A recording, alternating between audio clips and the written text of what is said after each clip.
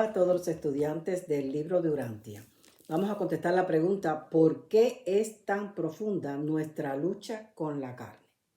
El documento 3475 dice que los mortales de la tierra están forzados a someterse a tan profunda lucha entre el espíritu y la carne, debido a que sus ancestros remotos no estuvieron más plenamente imbuidos y adanizados por el otorgamiento edénico. Según el plan divino, los mortales durante el planeta Tierra debería haber contado con naturalezas físicas más naturalmente sensibles al espíritu. Pero esto no es, pues, una justificación para aprovecharnos de esa situación y darle rienda suelta a la carne. Solo quiere decir que nuestra lucha es más profunda, pero es alcanzable. ¿Por qué? Porque el espíritu nunca nos abandona y si nos asociamos a él podemos vencer todos esos problemas. Este problema no viene solo del fracaso parcial adánico, sino también desde la rebelión de Caligastia, el ex príncipe de este planeta, que se sumó a la rebelión de Lucifer, el soberano de todo este sistema. Y con esa rebelión, Caligastia precipitó una confusión mundial que le robó a todas las generaciones sucesivas la asistencia moral que una sociedad ordenada hubiera provisto para poder tener esa sensibilidad espiritual. Más o menos lo que se ha tratado de hacer hoy día, con el globalismo y todas estas cosas, el secularismo, el materialismo, todo eso es, pues, ha sido una división que baja baja la dignidad del hombre, lo pervierte, lo prostituye, se vuelve promiscuo y es la forma en que el gobierno ha querido por diferentes agencias manipular a esta civilización para que involucione, para alejar al hombre de Dios. Pero encima de eso también la falta de Adán privó a la raza humana de un cuerpo físico que hubiera sido más armonioso también para esa sensibilidad espiritual. El párrafo 6 dice: pero Jesús le demostró a la humanidad el camino nuevo de la vida mortal por donde los seres humanos pueden escapar de la mayor parte de las espantosas consecuencias de la rebelión de Caligastia y compensar más eficientemente las privaciones resultantes de la falta de Adán. El espíritu de vida de Cristo Jesús nos ha liberado de la ley de la vida animal y de las tentaciones del mal y el pecado. Es el espíritu de la verdad. Y esta es la victoria que supera la carne y aún vuestra fe. El párrafo siguiente dice que aquellos que nacen del espíritu no experimentan conflictos con sus naturalezas mortales. Más, es decir, no experimentan el conflicto más de lo que lo hacen aquellos habitantes de esos mundos que no fueron manchados por la rebelión. Recuerde que Lucifer era el soberano de este sistema planetario que tiene más de 600 planetas, de los cuales 36 se rebelaron, se unieron a la rebelión de Lucifer, pero el resto de los planetas siguieron su evolución natural y normal, no se rebelaron. ¿Por qué nos parece entonces que esa lucha es muy intensa? Porque no es solo comprender esta diferencia entre la carne y el espíritu, sino es saber encauzarlo de forma positiva para nuestro bien y el de los demás, los que nos rodean. El documento 164.11 dice: el hombre sabio es capaz de distinguir entre los medios y los fines, pues a veces el excesivo planeamiento del futuro resulta contraproducente. Un buscador de los placeres debe tratar siempre de ser tanto productor como consumidor. Y luego te insta a que en tu memoria, es decir, en tu registro akáshico, tengas solo lo que te da ese placer que a la vez te edifica, te hace sentir bien y que procure de que toda esta reserva de tu memoria tenga pues esa belleza, esa bondad, esa grandeza artística, porque esas son las memorias que irradian sus más preciosas y exaltadoras influencias bajo el toque liberador de la adoración espiritual. Y también te insta a que de los fracasos aprendas a enfrentarlos con donaire para que no sean carga pesada en el recorrido de la ascensión, ya que estos también van a estar en esa memoria, en ese registro acáchico. ¿Okay? Y son memorias lamentables, pero tenemos que aprender a perdonarnos a nosotros mismos.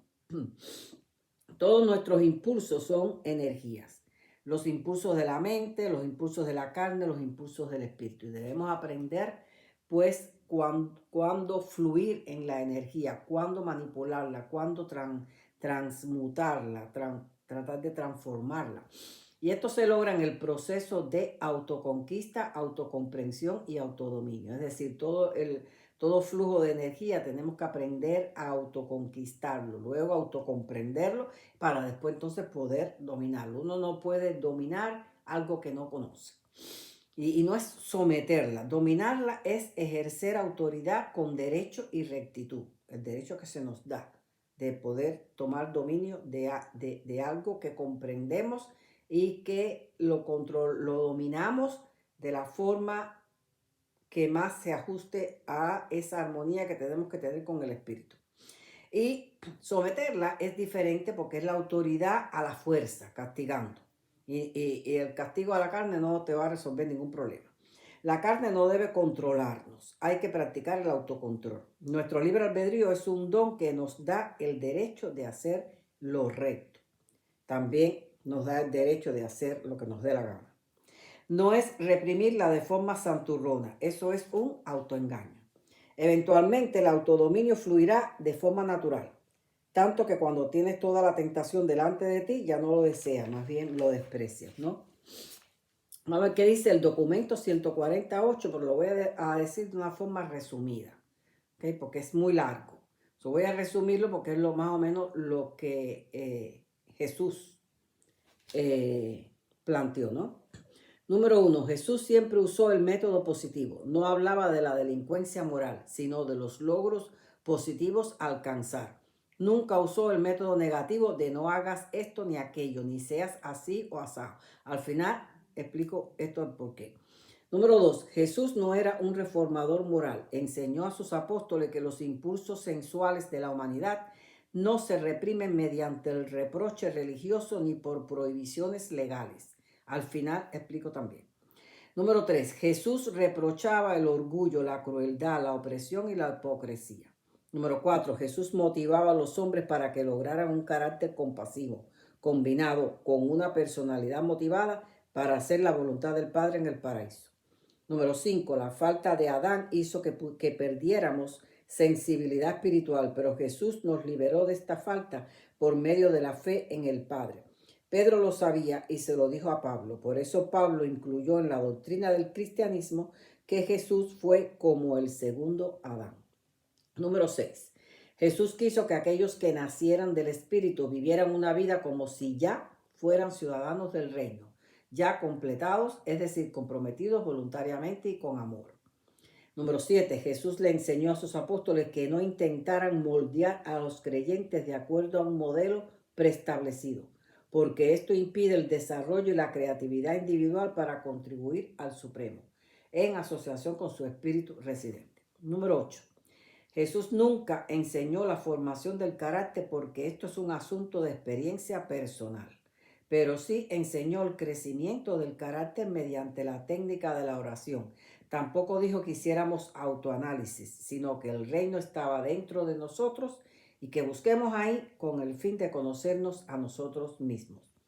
Número 9. Jesús siempre dijo que la entrada en el reino estaba condicionada por la fe y que el costo de permanecer en la ascensión progresiva del reino es una perla de gran precio que hace que el hombre por esta perla vaya dejando todo lo que tiene. Quiere decir, se desapega poco a poco de todo aquello que le impide crecer sin que nadie se lo diga. Más bien por decisión propia, que es donde radica el verdadero valor de sobrevivencia. Número 10. La religión de Jesús no se cristalizó ni en credos ni en leyes teológicas, ni se institucionalizó, puesto que no dejó nada escrito. Su vida y sus enseñanzas permanecen como una herencia inspiradora e ideal para la guía espiritual e instrucción moral para todas las épocas de todos los mundos habitados en todas las almas renacidas del Espíritu en busca del Padre, las ovejas que oyen su voz y le siguen. Número 11. Jesús nunca enseñó que la religión es la única ocupación del hombre en la tierra. El hombre debe atender sus responsabilidades espirituales a la vez que sus deberes terrenales. Pero sí le insistió a los apóstoles que la religión fuera para ellos su única ocupación. Número 12. Jesús se apartó de las escuelas religiosas no porque los fariseos fueran inmorales, sino porque éstas estaban esclavizadas por tradiciones de creencias limitantes. Jesús era liberal, de gran corazón, culto, tolerante, y la mojigatería no tiene lugar en el recto vivir. Número 13. Jesús se ocupó exclusivamente de las necesidades espirituales. Vino para crear en el hombre un nuevo espíritu, una voluntad nueva, una capacidad nueva para conocer la verdad, experienciar la compasión y elegir la virtud, y así tener la voluntad de estar en armonía con la voluntad del Padre, combinado con el impulso eterno de ser perfecto, así como lo es el Padre en los cielos. Número 14. Jesús enseñó que el cuerpo y la mente del hombre son la morada del don de los dioses, el Espíritu de Dios que llega a ser el Espíritu del hombre. Que la mente del hombre que se deja espiritualizar se vuelve mediadora entre las cosas materiales y las realidades espirituales. Entonces, es un error enseñar la forma negativa. ¿Cuál es la forma negativa? Por ejemplo, hay muchas parejas que no se han casado, Dios lo va a castigar. Hay muchos infieles a su pareja, Dios lo va a castigar. Hay muchos que ni oran ni se congregan, Dios también, por eso tienen tantos problemas. Los hombres homosexuales o las mujeres lesbianas van al infierno. Esto porque lo dijo Pablo, que Pablo practicaba una religión diferente, que es ¿cómo se llama? El estoicismo. Ok, entonces tendrás escasez si no diezmas, o no prosperas porque no tienes fe, o te pasan cosas porque Dios castiga hasta la cuarta generación. La mujer debe obedecer a su marido. La mujer debe estar callada siempre y hacer lo que el hombre diga. El hombre es el que manda en la casa. Y así cosas que son negativas, cosas que son totalmente negativas. Predican en negativo, pero Jesús predicó el método positivo porque él sabía que todo lo negativo y todas las imperfecciones que hemos adquirido en la vida es trabajo exclusivo, y vuelvo y repito la palabra, exclusivo del Espíritu residente, la presencia de Dios en nosotros. ¿Ok? Es trabajo exclusivo de esa presencia de Dios en nosotros, de ese fragmento, del ajustador, de ese Espíritu residente. Trazar fórmulas de enderezamiento de sendas torcidas y elevarlas a sendas de rectitud. Es tarea del Espíritu residente dominar cada fase de la experiencia humana. Cada logro es la gloria de esos dos, del yo humano y de ese, es el logro que diga, de ese yo y de ese espíritu de la contribución al Supremo. ¿Okay? La ascensión es un trabajo de dos y de nadie más. El espíritu residente y el yo humano. Dios no acepta intermediarios. Tampoco un copy and paste, hay que ser creativo. Documento 116 dice, el ajustador, el fragmento de Dios en nosotros, es el socio igualitario del yo humano en el logro de los 7 círculos de ascensión. El espíritu residente es de naturaleza divina, antecede a la creación, viene de la eternidad, es experiencial, es prepersonal y su trabajo es espiritualizar nuestras mentes. Y este crecimiento ocurre a medida que el yo humano, que es dual porque posee el impulso de la dotación espiritual y el impulso de la herencia animal, y mientras coopera con el espíritu, asciende. El hombre no asciende por hacer lo que nadie le diga. Es un trabajo de dos, el hombre y el espíritu residente. Dios no necesita intermediario. El documento 34.5.9 dice que durante la corta vida que nosotros vivimos en la tierra, estos dos impulsos diversos y opuestos difícilmente pueden reconciliarse plenamente. Cuando hablo de impulso, hablo del impulso de la dotación espiritual y el impulso de la herencia animal. Nunca vas a poder llegar así, aquí en la tierra, a llegar totalmente espiritual. ¿Ok? en un 100%. Okay. Entonces, por eso es que dice que durante la corta vida que nosotros vivimos en la tierra, estos dos impulsos diversos y opuestos difícilmente puedan reconciliarse plenamente. No pueden ser armonizados ni unificados. Pero el espíritu combinado no cesa jamás de ministrarnos para ayudarnos a someter cada vez más la carne a la guía del espíritu. Ya después que nosotros morimos y resucitamos, todas esas cosas se van corrigiendo. ¿Okay? Estos espíritus conspiran para ayudarnos a liberarnos de la esclavitud material y los impedimentos finitos. Y luego dice que debemos entender que toda esta vida la vamos a vivir a nivel material y todas esas necesidades físicas fueron puestas allí para poder sobrevivir físicamente. Y es algo que necesitamos en esta primera vida material. Pero que aunque no podamos escapar al cuerpo y sus necesidades, no obstante, en propósito e idea, aquellos que tratan de vivir una vida en el espíritu estarán cada vez más imbuidos de poder para someter la naturaleza animal a la supremacía del espíritu. Y todo esto, que quizás nos tome toda una vida, tiene como propósito que podamos ser fortalecidos en el hombre interior por su espíritu hacia los pasos preliminares del logro final de la perfección de la fe y el servicio. Eso será así si aceptamos la guía divina y trabajamos juntos en asociación con nuestro espíritu. A veces pensamos que las luchas de la carne son las cosas sexuales, que tienen que ver con el sexo, pero debemos comprender que no es así. Pero debemos comprender que no es sexo solamente. Uno piensa, sexo es lo de la depravación, sexo es un sentimiento malo, sexo es, no, son todas las cosas que no nos perfeccionan, que no tenemos perfeccionado en nuestra vida. Solo debemos comprender que las luchas de la carne es todo aquello que no está perfeccionado y que el alma clama por la perfección. Los deseos o placeres de la carne son todas esas cosas que manchan el templo del espíritu, que somos nosotros mismos. ¿Okay? Perfeccionado quiere decir ennoblecido, no es eliminarlo, es autodominarlo ennoblecidamente, hacer buen uso de esos deseos y de esos placeres. El logro primario es alcanzar armonía con el espíritu residente, eso es hacer la voluntad del Padre. La parte sexual debe ser ennoblecida por medio del amor. Allá no tendremos sexo, pero predominará la energía de ese sexo. Si éramos mujer, allá vamos a tener la energía femenina. Si éramos hombre, vamos a tener la energía masculina. ¿Ok? Y que además todos tenemos siempre las dos energías, solo que el hombre predomina la masculina y la mujer predomina la femenina. Pero todos tenemos las mismas, tenemos de las dos. ¿Ok? Pero hay otros vestigios de la bestia que debemos trabajar aquí y lo que no se logra aquí, claro, se va a perfección, se completa allá. Las primeras moradas de las que habló Jesús se nos despojan de toda esa parte animal, la bestia.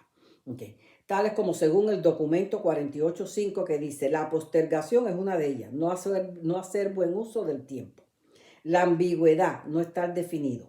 La falta de sinceridad, la falta del seguimiento de la paz para evitar problemas, la injusticia, hacer acepción de personas y la búsqueda de lo fácil, huir del esfuerzo por buscar la excelencia en nuestra propia creación, por nuestras propias decisiones, permitiendo que otros decidan por nosotros.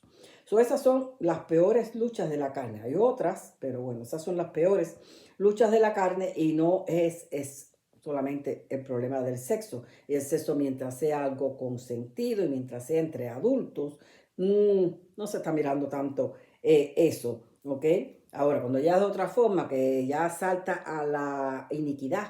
¿Cuál es la iniquidad? Pues la adicción sexual, la pedofilia y todas esas cosas ya se está pasando de color.